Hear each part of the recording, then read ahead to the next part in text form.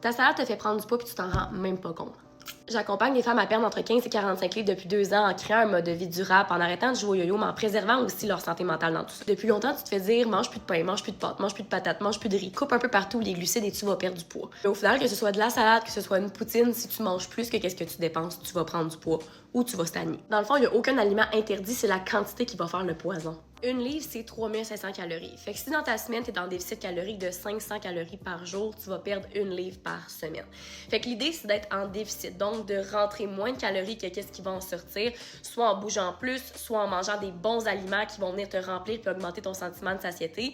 Parce que ça reste que du McDo, c'est très très élevé en calories puis ça va vraiment pas venir te rassasier sur le long terme. C'est ça qui est un petit peu le problème dans tout ça. Fait que va créer un déficit calorique en bougeant le plus possible, en augmentant ton NEAT, puis en mangeant des aliments intelligemment, mais aussi en te permettant de te gâter puis manger des Skittles puis du popcorn une fois de temps en temps. Enlever cette mentalité-là qu'il faut se priver parce que dans la vie, il faut être heureuse aussi dans un mode de vie puis arrêter de vouloir faire une remise en forme à tout prix, mais de créer quelque chose de durable sur le long terme dans lequel tu vas être heureuse et épanouie tous les jours.